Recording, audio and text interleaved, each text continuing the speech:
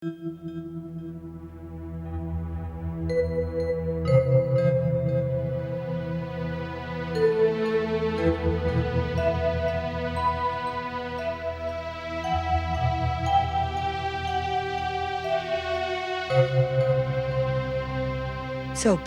भव।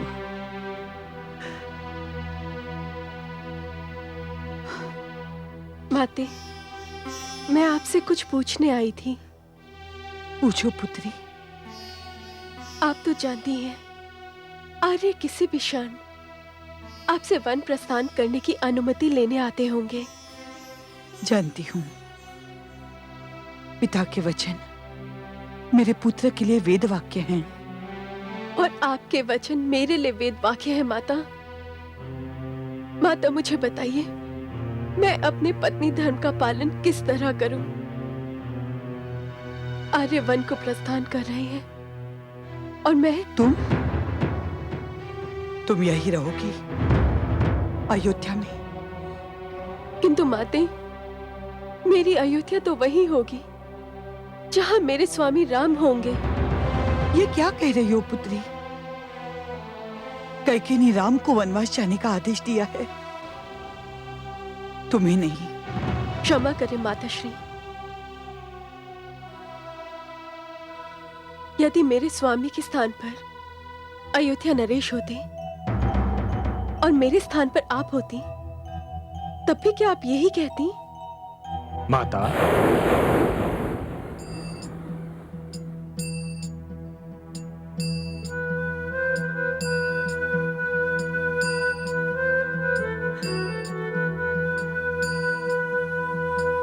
आयुष्मान भव।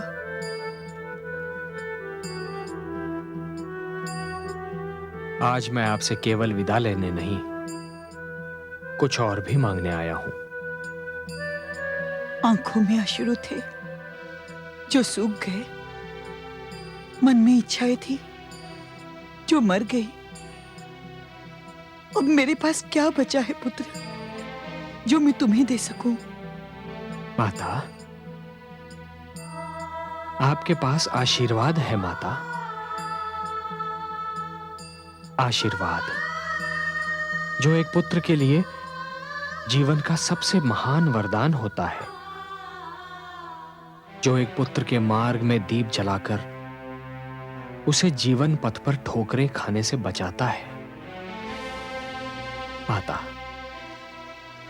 मुझे आशीर्वाद दीजिए माता कि पिताश्री का वचन निभाने के मार्ग पर मेरे पांव कभी न डगमगाएं, एक क्षण भी मेरी दृढ़ता में कमी ना आए।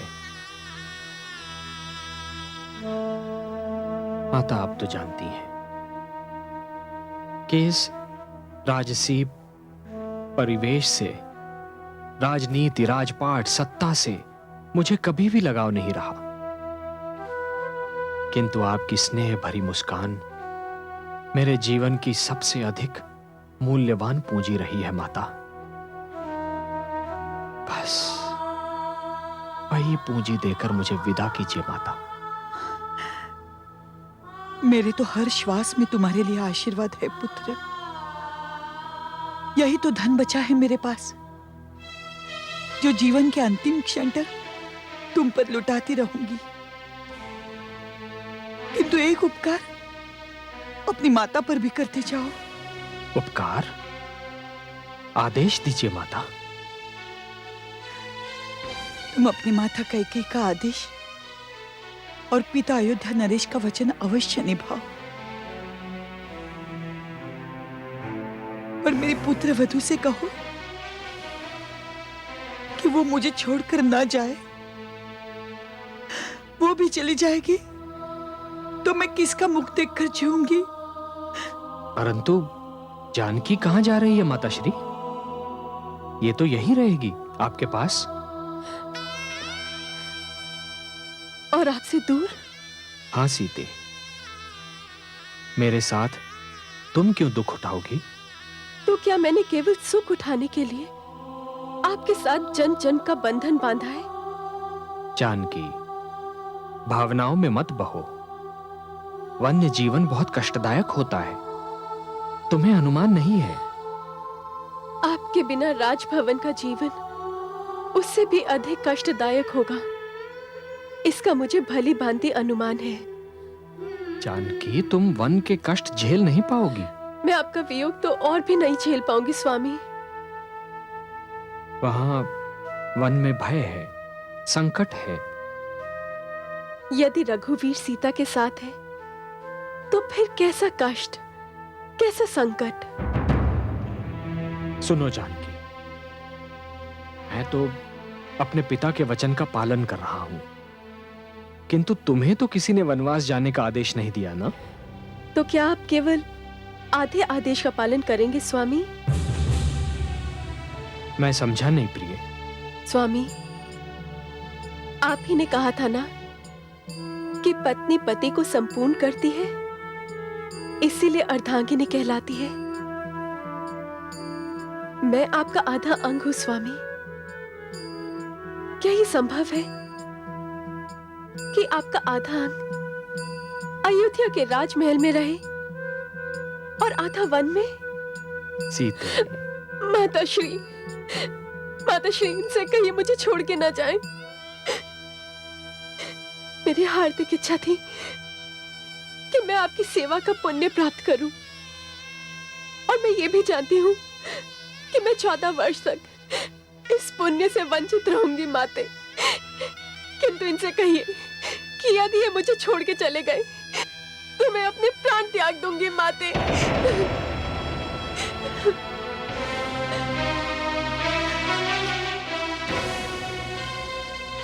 कदाचित हम भूल कर रहे हैं पुत्र। जानकी मिथिला की संस्कृति और परंपरा का नारी रूप है। पुत्र,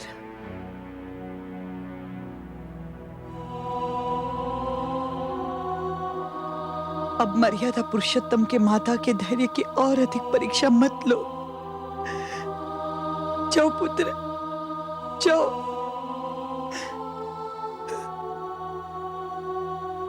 यशस्वी भव।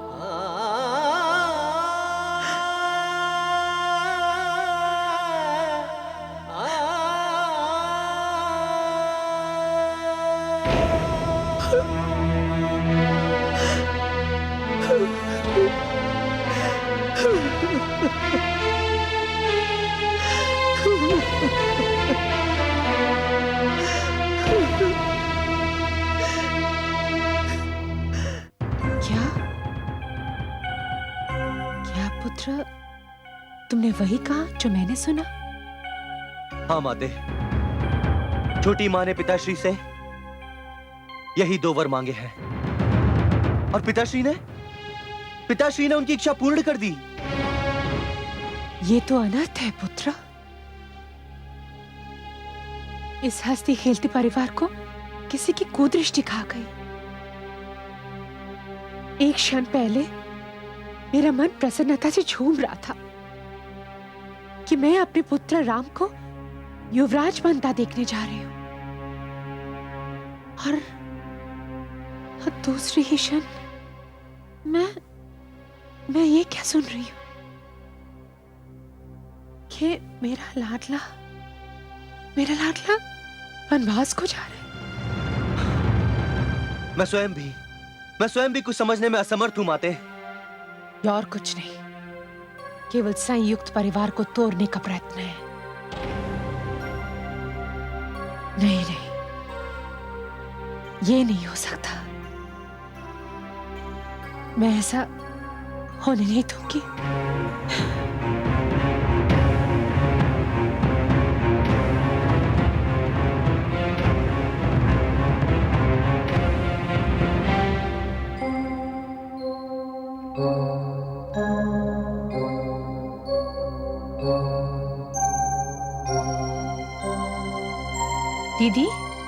दीदी,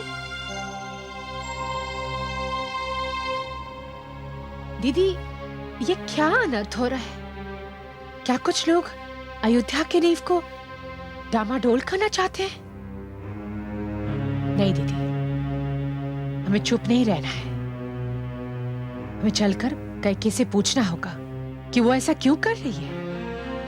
अब पूछने से कोई लाभ न होगा सुमित्रा। जो होना था हो चुका। मैं नहीं मानती दीदी। कैकेयी को बताना ही होगा कि आज के शुभ घड़ी में वो क्यों विघ्न डालने की कोशिश कर रही है। हमारे सुखी परिवार में वो फूट का विष क्यों खोल रही है। तुम इसे फूट क्यों समझ रही हो? फूट तो उस समय पड़ती जब मुझे पुत्र भरत के युवराज बनने से दुख होता। भरत को युवराज बनाए जाने से मेरे जीवन का सपना पूरा हो जाएगा। वो तो मेरी ही गोद में पला है। पुत्र राम शिक्षा प्राप्ति के लिए चला गया था, तब भरत ने ही मेरी गोद हरी रखी थी। मैं अपने पुत्र से अधिक भरत से प्यार करती हूं, और मेरा पुत्र राम भी भरत के युवराज बनने से अत्यंत प्रसन्न है। परंतु पुत्र राम को 14 वर्ष वनवास का आदेश। कैकेयी ऐसा क्रूर वर मांगेगी, ये तो मैं स्वप्न में भी नहीं सोच सकती थी। आप पूछे ना पूछे दीदी, मैं कैकेयी से अवश्य पूछूंगी कि जिस राम को वो एक पल के लिए अपनी आंखों से दूर नहीं रखना चाहती थी, उसी राम को वो 14 वर्ष के लिए वनवास भेज रही है। नहीं सुमित्रा, नहीं।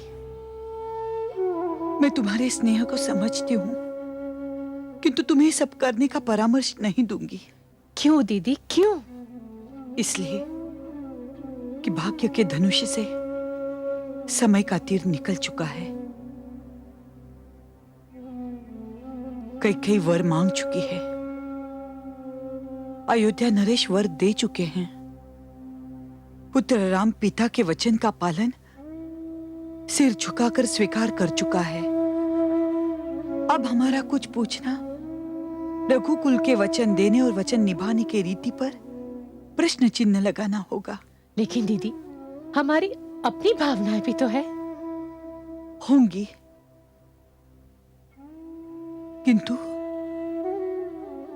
किंतु हमारा अस्तित्व रघुकुल की पुत्र वधू के रूप में ढल चुका है। इस महान कुल की मर्यादा के आगे हमारी भावनाओं का कोई महत्व नहीं है। इसका अर्थ है हम कुछ ना करें, चुप होकर बैठ जाए? नहीं, ईश्वर से प्रार्थना करें कि अशुभ घटनाओं का क्रम यहीं पर थम जाए,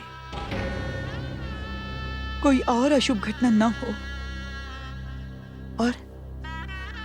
और वो घड़ी शीघ्र ही आ जाए जब हमारा भरत युवराज बना सिंहासन पर बैठे।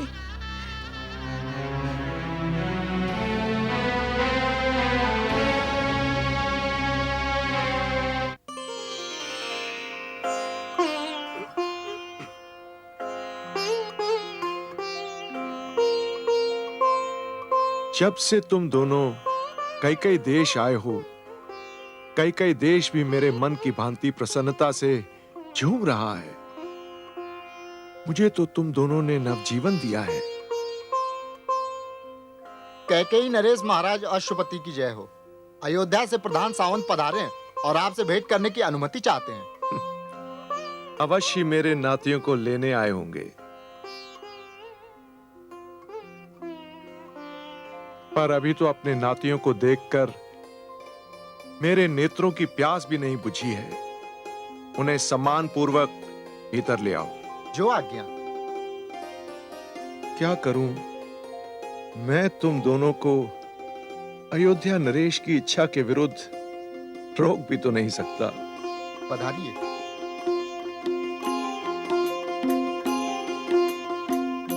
महाराज की जय हो। कहिए प्रधान सामंत, क्या आदेश है? मैं अत्यंत शुभ समाचार लेकर आया हूँ महाराज। अयोध्या नरेश ने श्री राम को युवराज बनाने का निर्णय ले लिया है।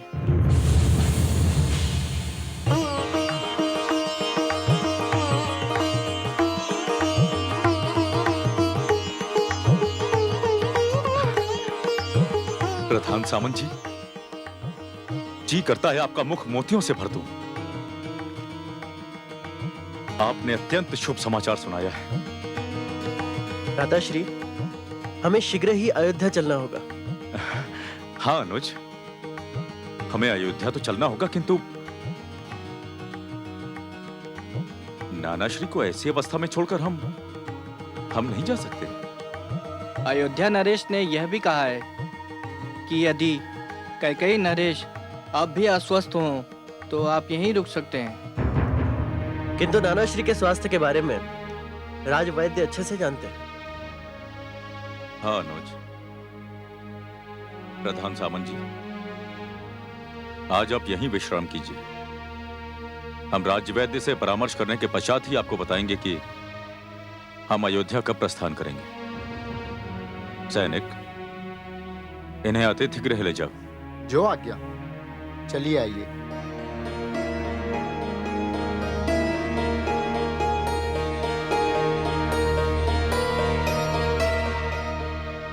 तुम तो राम के युवराज बनने का समाचार सुनकर ऐसे खिल उठे जैसे राम का नहीं तुम्हारा अभिषेक होने वाला है।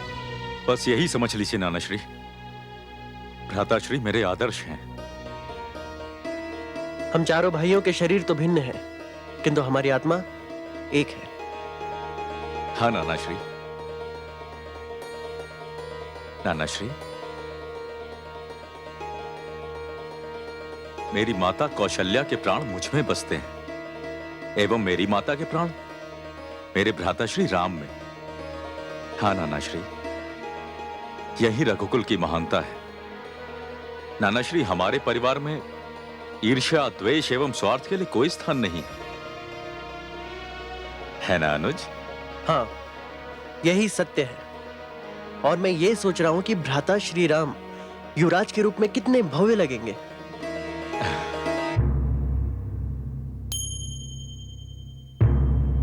हे ईश्वर,